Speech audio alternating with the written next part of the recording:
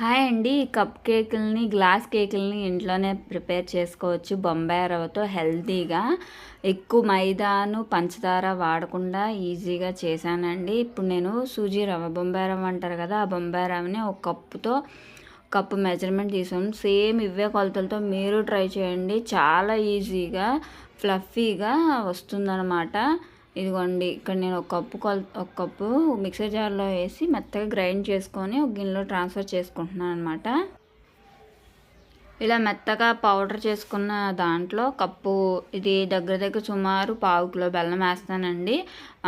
కొంచెం స్మాష్ చేసుకొని మిక్సర్ జార్లో వేసుకొని ఇందులోనే చిన్న గ్లాస్ పాలు వేసాను. ఒక 1/3 కప్పు ఏమో ఆయిల్ వేసాను.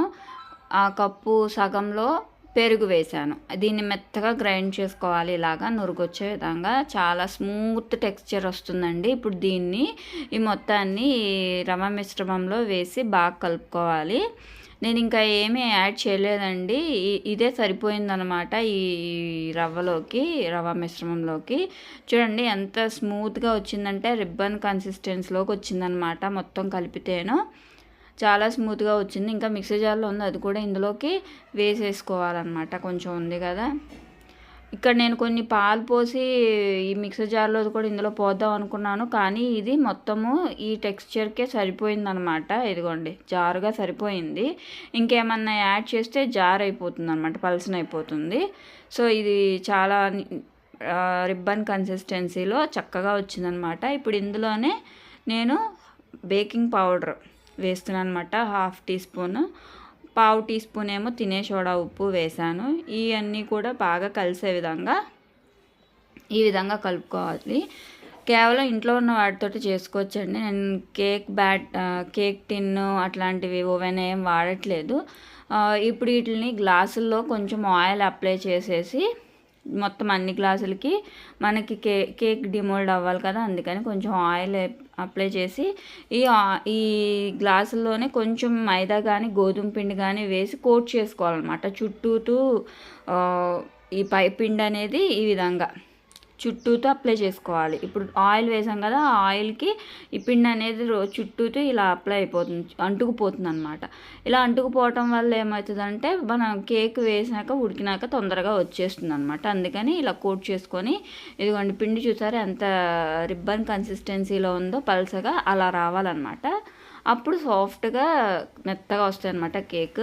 ఇప్పుడు ఈ కప్స్లోకి గ్లాసులోకి పూర్తిగా వేసేసుకోకూడదు, హాఫ్కి వేసుకోవాలన్నమాట. పూర్తిగా వేసేసుకుంటే పొంగిపోతాయి. సో నేను కరెక్ట్గా హాఫ్కి మాత్రమే వేస్తున్నాను. ఇంకా పిండి మిగిలిందండి, అందుకని నేను ఒక 2 మామూలు కప్పులు ఇలాంటి చట్నీ గిన్నెలు ఉంటాయి కదా, పరవాన్నం గిన్నెలు అలా అంటారు కదా, ప్రసాదం గిన్నెలు, వాటిల్లోకి నేను వేసాను అనమాట. కరెక్ట్గా సరిపోయింది ఈ 6 ఇప్పుడు వీటన్నిటికీ సరిపడా పాత్ర తీసుకోవాలి కాబట్టి వీటన్నిటిని ఒక పళ్ళెంలో పెట్టానమాట. పెట్టి దబరా గిన్నె తీసుకొని దాంట్లో స్టాండ్ పెట్టి ఏ పళ్ళెం సూట్ అవుతుందో ఆ పళ్ళెం దీంట్లోకి సెట్ అయ్యే విధంగా చూసుకొని ఈ పళ్ళలోకి అన్నీ పెట్టేసేసి దబరాలో నుంచి గాలి బయటికి పోకుండా సరిపడా మూత పెట్టేసేసి దాని మీద ఏమన్నా బరువు పెట్టుకుంటే ఇది ఇంకా 30 మినిట్స్ కుక్ అవుతుందండి కరెక్ట్గాను. ఇదిగోండి, ఇదైతే కరెక్ట్గా సరిపోయింది ప్లేట్. సో దీని మీద ఒక రాయి లాంటి బరువు పెట్టేసి 30 మినిట్స్ కుక్ చేసిన తర్వాత ఒకసారి ఓపెన్ చేసి అంటే తీసి ఉడికినాయో లేదో చూశాను అనమాట, ఇలాగ చాక్ తోటి. సో చాకుకి ఏమీ అంటుకోలేదు కాబట్టి ఉడికిపోయినట్టే. చల్లారినాక ఈ విధంగా డిమోల్డ్ చేశాను అనమాట. చాలా బాగా వచ్చింది. ఈ పక్కన అబ్బాయి ఇట్లాగ స్మాష్ చేశాడు ఒక కేక్ని, అది నువ్వు చేసావా అన్నట్టు. అంతేనండి, కేక్ అయితే మొత్తం అన్నీ బాగా వచ్చినాయి అనమాట. అన్ని కేకులు చక్కగా డిమోల్డ్ అయిపోయినాయి అనమాట. టేస్ట్ కూడా బెల్లంతో చేసాం కాబట్టి హెల్తీ కూడా అనమాట. ఇవి నచ్చితే లైక్ చేసి ఛానల్ని సబ్స్క్రైబ్ చేసుకోండి. Thank you.